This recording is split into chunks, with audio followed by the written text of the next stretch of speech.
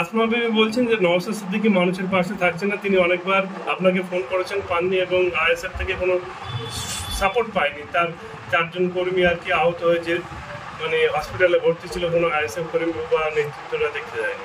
কি বলবেন? ব্যাপারটা হচ্ছে, আমি আপনাদের বলি, সবসময় ফিজিক্যালি যে উপস্থিত থাকতে হবে এরকম ব্যাপার নয়। তাদের পরিবারের লোকজনকে আর্থিক সহযোগিতা থেকে শুরু করে বিভিন্ন আইনি সহযোগিতা আমাদের দেওয়া হচ্ছে কি দেওয়া হচ্ছে না সেটা খোঁজ নিতে। এবং ভাঙড়ে তো আমাদের অনেক নেতৃত্বরা আছেন, অনেকে জেল খেটেছেন, তাদেরকে জামিনের ক্ষেত্রে আইএসএফের কি ভূমিকা আছে না ভূমিকা আছে জিজ্ঞাসা করুন। আর ফোনের কথা যেটা বলছেন, আমি এটা একদম ফেলে দেওয়ার কথা বলবো না, কারণ ফোন আমি আজকাল বেশি ইউজ করছি না, আমাদের অফিসেই থাকে, সুতরাং সেখানেও একটা লিমিটেশন টাইম পিরিয়ড থাকছে।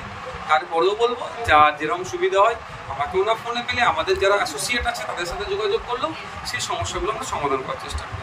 আসমা খাতুন বলছে যে ভাঙড়ের বিধায়ক ভাঙড়ে ঠিকমতো উপস্থিত হতে পারছে না, তাই ভাঙড়ের মানুষের শরীরে ঠিকঠাক পরিষেবা দিতে পারছে না।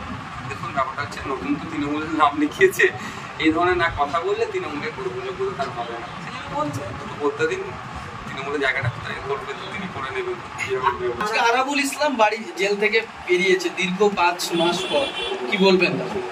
দেখুন, পঞ্চায়েত হিংসায় মামলাতে তারপরে একাধিক মামলা হয়েছে, তারপরে তার দলের অন্যান্য নেতারা তার বিরুদ্ধে কি ষড়যন্ত্র করেছেন নতুন করে বলতে রাখছে না। তিনি বাড়ি এসেছেন, জামিন পেয়েছেন, আইনের মাধ্যমে তিনি জামিন নিয়েছেন। তবে আমরা পঞ্চায়েত মামলাতে যেটা করেছি, আমাদের কর্মী খুন হয়েছে, একাধিক কর্মী খুন হয়েছে, একাধিক কর্মী ক্ষতিগ্রস্ত হয়েছে। আমরা যে আরাবুল ইসলাম সাহেব যাতে কনভিক্ট হয়, যাতে তার বিচার হয়, তার জন্য আমরা লড়াই করে যাবো। উনি বর্তমান পঞ্চায়েত সমিতির সভাপতি, ওনার যে নামের ভোট ছিল নামের ভোট তুলে দেওয়া হয়েছে, এমনকি পঞ্চায়েত সমিতি জেলা পরিষদ সদস্য যেটা রাইনুল হক, সেও নাকি তৃণমূলে যোগদান করবে বলে সূত্র মারফত খবর পাচ্ছে। দেখুন, ব্যাপারটা হচ্ছে, আজকেই তো রাইনুল এসেছিল, কথা হচ্ছিল, এরকম কোনো তার কাছে আওয়াজ পাইনি। তবে একটা কথা দেখুন, আমি আবারও বলছি, অনেক মিথ্যা ভয় দেখাচ্ছে, চমকাচ্ছে। এক আইএসএফ এর সব নেতৃত্বরা, জেতা পঞ্চায়েত সদস্য থেকে শুরু করে পঞ্চায়েত সমিতির মেম্বাররা তৃণমূলে যোগদান করছে। গতদিনে যে আসমা বিবি আপনাদের পঞ্চায়েত সমিতির মেম্বার জেতা প্রার্থী সে যোগদান করছে, কি বলবেন? দেখুন, ব্যাপারটা হচ্ছে, সবাই আর অন্যদের লড়াইয়ে হয়তো হারছে। কিছু মানুষকে ভুল বুঝিয়ে, কিছু মানুষকে লোভ দেখিয়ে, কিছু মানুষের নামে মিথ্যা মামলা দেব, জেলের মধ্যে রাখবো, এই ধরনের অনেককে ভয় দেখানো হচ্ছে। ভয় দেখিয়ে দল থেকে, আইএসএফ থেকে তৃণমূলে জয়েন করানোর চেষ্টা করছে। অনেকে, আমাদের অনেক নেতৃত্বদেরকে ইতিমধ্যে ভয় দেখিয়ে রেখেছে, অনেকে ভয় পেয়ে গিয়েছে, আর হেভি অংশ ভয় পায়নি, এখন লড়াই ময়দানে টিকে আছে। যে মানুষের ভোট নিয়ে, মানুষের সাথে কেউ না প্রতারণা, মানুষের ভোট নিয়ে মানুষের সাথে কেউ না যে কমিটমেন্ট করেছিল সেটা না ব্রেক করে। হ্যাঁ, যদি মনে হয় কাজ করার অসুবিধা হচ্ছে, উন্নয়নের জোয়ারে সামিল হতে হবে, অনেকে অনেক কথা বলছেন, তাদের উদ্দেশ্যে আমার একটাই বার্তা, সেটা হচ্ছে, মানুষ কিন্তু খাম সিম্বলটাকে দেখে ভোট দিয়েছে। সুতরাং যে স্বচ্ছ রাজনীতির কথা যারা বলছেন এখন বর্তমানে, বা যে কথাই বলুন না কেন, তাদের কাজ হবে যে পদত্যাগ করে নতুন দলে সে অংশগ্রহণ করুন। অন্যথায় মানুষের ভোট নিয়ে, মানুষের সাথে যারা এই কাজটা করছেন, যে তাদের ভোটের মূল্যায়ন করছে না, আগামী দিনে মানুষই তাদেরকে মূল্যায়ন করবেন এবং কোন জায়গায় রাখবে সেটা মানুষ ডিসাইড করবে। এক যদি এইখানে আপনাদের কর্মী সমর্থক নেতৃত্বটা চলে যায়, তাহলে তো আইএসএফ ভাঙড় থেকে মুছে যাবে। কোথায়?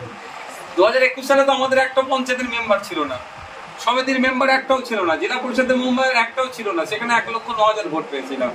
এখন তো তাও অনেক হয়েছে।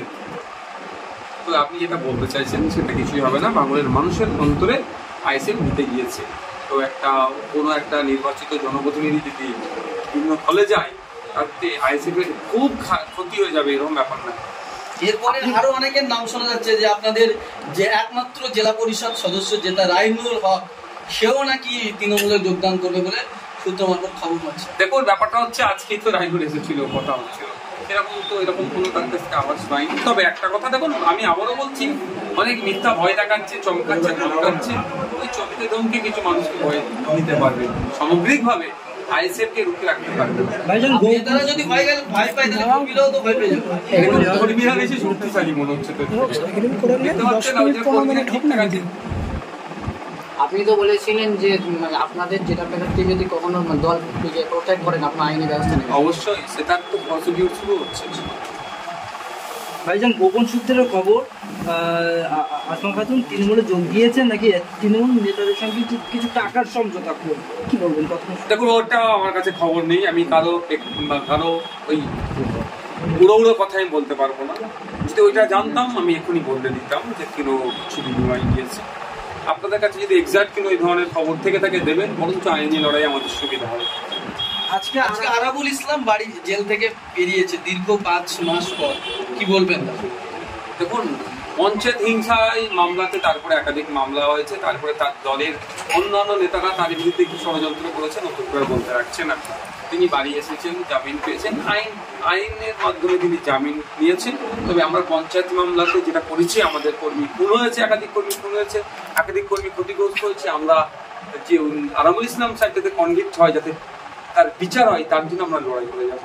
উনি বর্তমান পঞ্চায়েত সমিতির সভাপতি, ওনার যে নামের ভোট ছিল নামের ভোট তুলে দেওয়া হয়েছে। এমনকি পঞ্চায়েত সমিতি আরাবুল বিরোধীরা পঞ্চায়েত সমিতির ওনার ঘরে গিয়ে তারা মিটিং করছে। এমনকি তারা বলছেন যে আরাবুল ইসলাম হচ্ছে দুর্নীতিবাজের কোন জায়গায়। সেটা তার দলীয় ব্যাপার বলছে, কে আর কারা মানে তাদের দলের মধ্যে তারা কাকে পঞ্চায়েত সমিতি সভাপতি করবেন, কাকে মানবেন না, তাদের রাজনৈতিক দলের দলীয় ব্যাপার। তবে এতটুকু আমি বলবো, এটা হচ্ছে ভাগ বাটোয়ারার লড়াই হচ্ছে তাদের মধ্যে। কে কত পার্সেন্টেজ, 25% কারা কন্ট্রোল করবে, এর লড়াই চলছে। মানুষকে উন্নয়ন করব, মানুষকে পরিষেবা দেবো, মানুষের পাশে থাকবো, এই লড়াই তাদের মধ্যে, এই কম্পিটিশন হয়।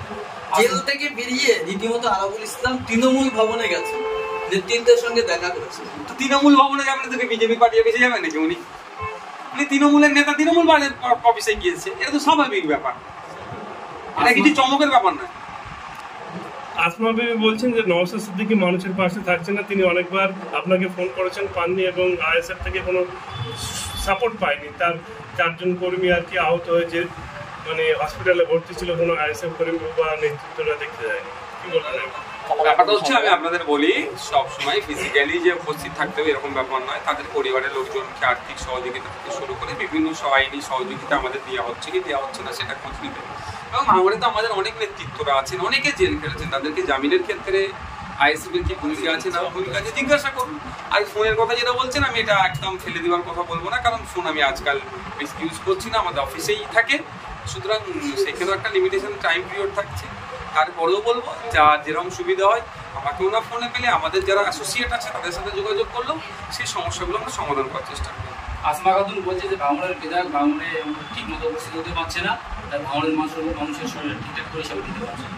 দেখুন, ব্যাপারটা হচ্ছে, নতুন তো তৃণমূলের নাম লিখিয়েছে, এই ধরনের না কথা বললে তৃণমূলের কর্মীগুলো তার হবে না। সেই জন্য বলছে বলতে দিন, তৃণমূলের জায়গাটা কোথায় করবে তিনি করে নেবেন।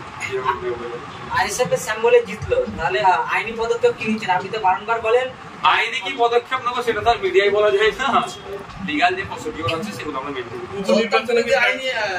সেটা আমাদের লিগাল যে প্রসিডিওর আছে সেগুলো আমরা মেনটেন করি। উপনির্বাচনে কি প্রার্থী এই 4টে উপনির্বাচন আমরা দিচ্ছি না, পরে যেটা আছে, যেগুলো আছে আরো 6টা মতো আছে, সেগুলো আমরা কোথাও কি আমাদের সমর্থন করছে না, কোনো সমর্থনের প্রশ্ন আসছে না বা কোনো বিরোধিতার প্রশ্ন আসছে না। আমরা প্রার্থী দিচ্ছি না, কন্টেস্ট করছি না। পরেরগুলো করবেন বলে আসলে সে অবশ্যই জানতে পারবো। আসমা খাতুন রীতিমতো অভিযোগ করেছেন যে আইএসএফ এর কর্মীদের কোনো সমস্যা হলে আমাদেরকে বলতো, কিন্তু আমরা সেই সমস্যাটা উপর মহলে তুলে ধরতে পারতাম না, উপর মহলের সাথে আমাদের কোনো যোগাযোগ থাকতো না, যোগাযোগ দিচ্ছে। বাকি অঞ্চল নেতৃত্বদের কাছ থেকে জিজ্ঞাসা করে নি, ওরা উত্তর দেবে। আমরা যেভাবে খবর পাচ্ছিলাম আবারুল সাহেব থেকে আসবে না, এই ধরুন আমি আপনাদের বলি, নেওয়ার প্রশ্নই আসছে না, যোগদান থেকে বড় কথা নেওয়ার প্রশ্নই আসছে না।